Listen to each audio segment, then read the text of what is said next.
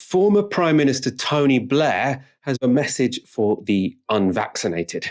Frankly, if you're not vaccinated at the moment and you're eligible and you've got no health reason for not being vaccinated, you're not just irresponsible. I mean, you're an idiot. I'm sorry. I mean, that is, truthfully, you are. I mean, because this Omicron variant is so contagious. You know, if you're unvaccinated and you're in circulation, you're going to get it. And that's what's going to put, you know, that is going to put a lot of strain on the health service. I mean, almost half the people in the ICU are unvaccinated. And then it's really important. We shouldn't target these people who are unvaccinated in a heavy-handed way, but we should be trying to go after them and persuade them, you know, maybe all sorts of reasons. But honestly, it is in their own interest, never mind the public interest, for them to get vaccinated. And then finally, we've got to redouble the efforts to get vaccination out into the third world. If you haven't been vaccinated, you're not just irresponsible, you're an idiot. I hate this. Like, first of all, he's probably one of Britain's most unliked, unpopular, untrusted public figures in the political landscape. So he's unlikely to be convincing anyone of anything. But secondly, of course, you know, it is deeply frustrating to think of people being unvaccinated by choice, you know, especially when you think that so many people in the world are not able to access just one dose of the vaccine. And then you have people here that are refusing to get vaccines that this country has essentially hoarded from the global south. But the fact is that people don't respond to shaming and coercion like this. You're actually more likely to turn someone who's maybe a bit hesitant to get the vaccine, but is convincible. You're more likely to turn them into an outright refuser where they dig their heels in using these kinds of tactics of shame and coercion than you are to actually convince them to get the vaccine. We know that people are more likely, for example, to be responsive to education from their families or their friends.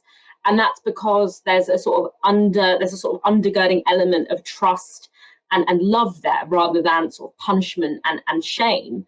And so when we're actually thinking about, you know, overcoming the lack of trust and overcoming that hesitancy, we need to think, first of all, of effective public education. You know, I think especially amongst younger people who sort of think, oh, even if I get COVID, it's fine, I'm not going to go to hospital.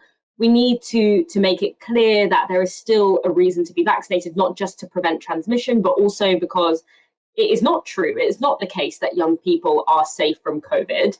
Increasing education on long COVID and the unknown impacts of COVID on people, even if they're asymptomatic.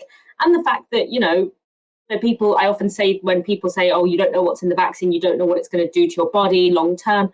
I always say, to be honest, you don't know what COVID's going to do to your body long term.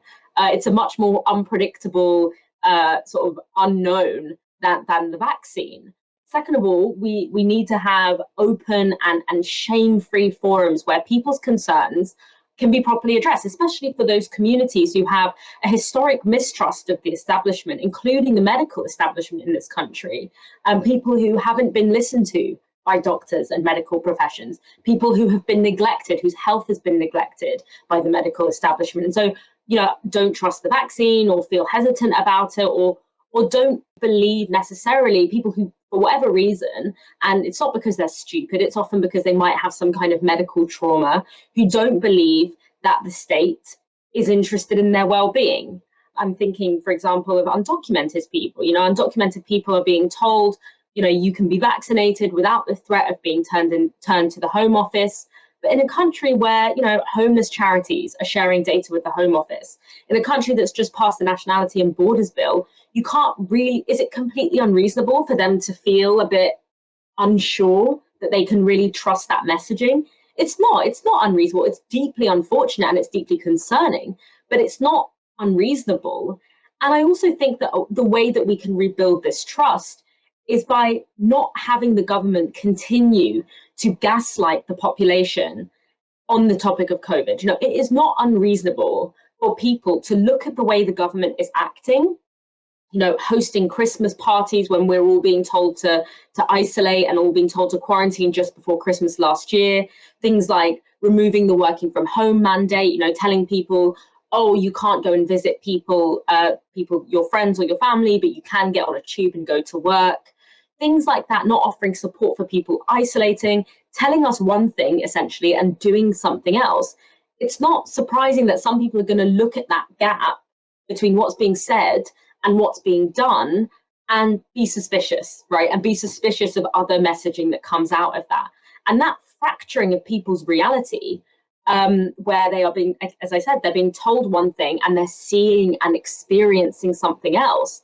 That's the gap where conspiracy theories, where lack of trust, where all of these things that give way to vaccine hesitancy, that's where it flourishes. And that's on the government. That's on the people who are creating this mistrust through their actions, through their behaviors. That's on them. It's actually not on individuals who are responding to that with hesitancy. As much as we might be frustrated, as much as it might spark a real reaction in us, I have family members that are concerned about it.